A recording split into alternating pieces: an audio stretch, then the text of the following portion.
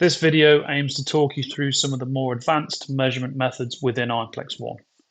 We will not be going through distance, point to line, depth, or area as they are already commonly known and used, but we will go through the newer point to curve, multi, missing corner, tip clearance, and arc methods.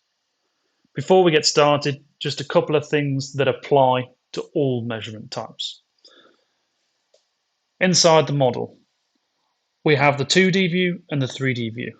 Default shows you the 3D, but with a click of the button in the bottom left for the 2D/3D view, you can generate what is the more traditional JPEG or PNG view of your measurement image. You can see I've just moved the zoom window, and so customers still may prefer to resort to this method as it's what they've used for years. The 3D model is still being measured behind the scenes here, so there is no difference whether they would prefer to use this or switch back to the 3D model. On the 3D model, you can see that the model will rotate, and this is using the movement of my finger on a touchscreen. But if customers would rather be able to drag the cursor around the screen, then the bottom left, select the 3D cursor button, and now you can see as I move my finger around the screen, the cursor follows that position instead.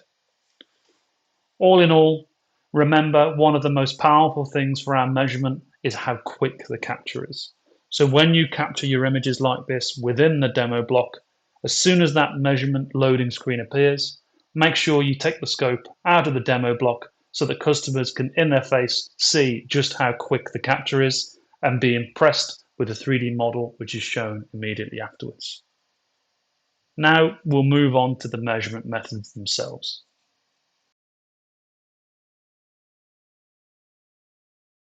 So the first one that we'll go to is missing corner. Within missing corner, you want to make sure that the auto edge feature is switched on. It makes it a lot easier and a lot quicker, and it makes it for an impressive demonstration when you're using the auto edge. Obviously, you have the two methods. You can either long hold to generate a measurement point or single tap and then confirm in the bottom right here. Once I've created my 4 points, you can see the 3D data is generated. Obviously, inside an engine, compressor blade, missing corners, this is perfect for it. And as you can see now within the feature, when I zoom in, you can actually edit the points on this curvature.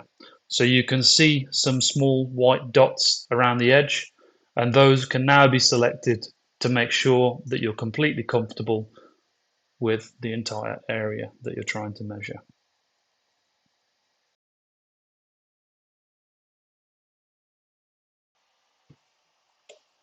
So the next method we'll talk through is the arc method. The most common use for the arc method is linked to borrow blending.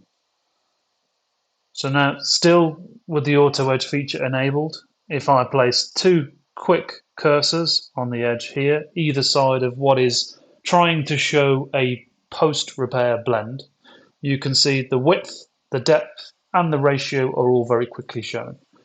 Now the ratio here is very important because this is what is linked to the acceptance in the manuals typically.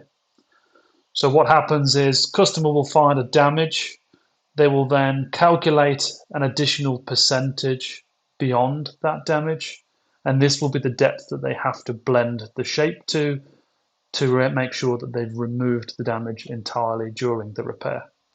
This is effectively the depth component of that ratio. Now, different OEMs will have different rules, but let's say it could be a 4:1, a 6:1, or an 8:1 ratio which is required. This is for example, 6 times the width for every 1 times the depth. So that's why you end up with this quite shallow shape.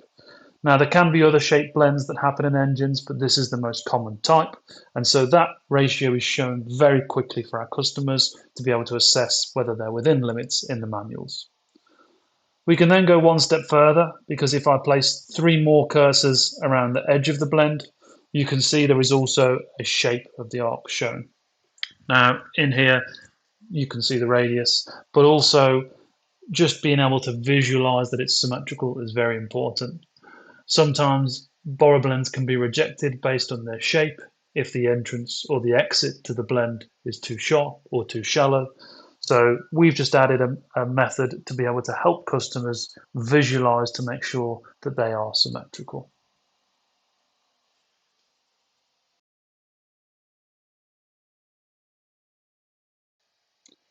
So the next measurement type we'll talk through is multi. Multi is a really quick and easy way to demonstrate how useful the auto edge feature is. With just two placements of cursors, with two long presses, we can generate multiple pieces of information for our customers. Now, sometimes when people are trying to assess the missing material, the way that the 3D data predicts may not be what they expect the value or the shape to be. So again, within this measurement type, you can now see there are multiple extra white dots that customers can select and then adjust to make sure that they are comfortable with the shape. I have the cursor set to move very slowly here, but you can see the purple shaded area is now being edited. And then when I'm comfortable, I can confirm that and the numbers are now updated. This would be really useful for customers to be able to make sure that they are happy with the final shape before they select it, but also if they are happy with the original prediction, 2 clicks is a clean and easy way to demonstrate the power of our 3D measurement.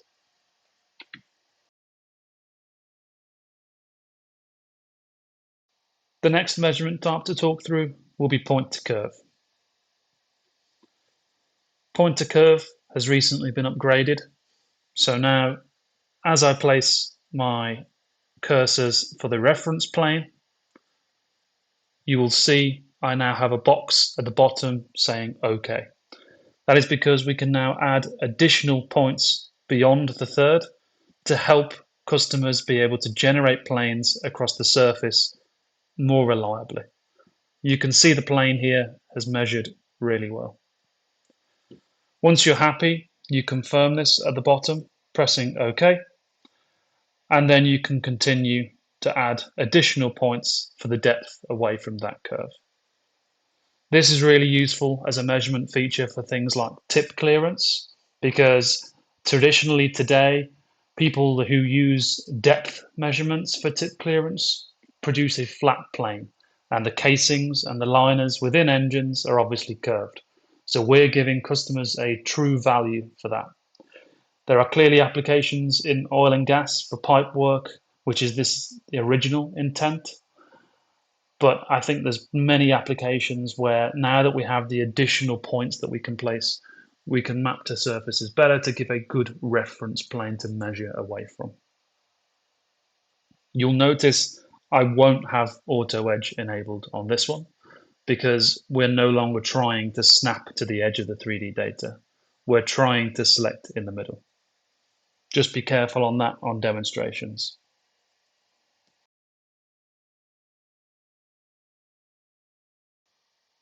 The final measurement type to talk through is tip clearance. On tip clearance, you must remember the original image that you get is in the 2D view. So if you would like to switch to be the same as what you've done for other measurement types, then press the 2D view / 3D view button in the bottom left. When you are within the 3D view, the first click will place your reference plane. Now, we need to be careful here to make sure that auto edge is off. This is because we'll now be placing cursors within the middle of the 3D data to generate our reference line. So the second cursor I will place here, the third above it, and as you can see now, I can adjust up and down the position of the reference plane which is creating the measurement. If I press 3D cursor to roll the model, you can double check whether you are comfortable with the final position. Now, the reason that we have the reference line is because in scenarios like this, you can see model we are trying to measure on the demo block is flat. But for a reason inside a particular hardware or shape, if a customer would like to measure at an angle, then we can draw the reference line across at an angle. So if I clear the measurement here, place my first plane again at the bottom, now deliberately place my next cursors on the angled piece of the demo block above, you can now see if I move the 3D model that the reference line is drawn at the angle where I've placed my cursors. Now, when customers want to adjust the position, you can see that the measurement cursor follows the reference line. In certain scenarios, maybe there is missing material, or maybe there is material in the 3D data which is not trusted, which is right on the edge. So this gives customers the opportunity to measure in 3D space in the position where they think the correct result would be. The third part of tip clearance, which we will now see, is the new version of what we're calling basic tip clearance. So if I select method in the top right, you will see on the bottom next to method there is a new feature called basic. The reason it has been called basic is because this method has been made as simple as possible to generate a very quick measurement. I'll demonstrate this now. The first cursor is placed on the plane as before.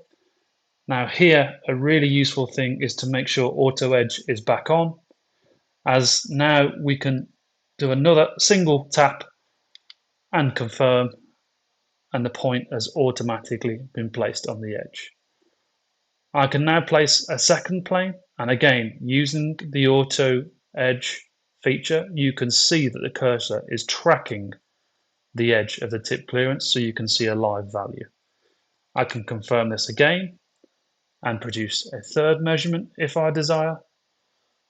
And so now if I roll the 3D model, using that auto edge feature, you can very quickly assess a large area, and you can also generate multiple points, all based on that first reference point.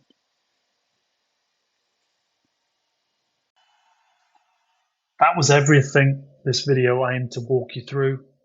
I hope you found it useful. If there are any further questions, please feel free to reach out to PMF.